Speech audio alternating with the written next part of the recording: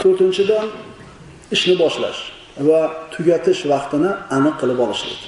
Bu ham o'ta bir muhim masalaki, hunar egalari, ustalar mana shu narsaga diqqat qilishligi kerak bo'ladi. Masalan, mashina ustasi bo'ladigan bo'lsa bir odam, unga mashinasini bir olib kelib beradi-da, qanchada bitadi deydi.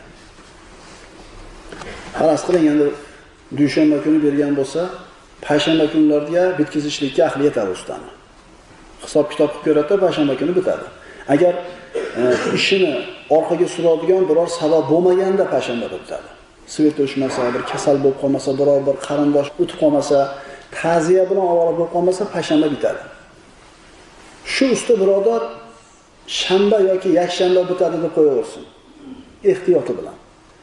Chunki boyaga mashinaning egasi payshanba kuni bitar ekan deydi-da, ana shu payshanbaga mashinasini bitishiga qarab turib rejalarini tuzadi.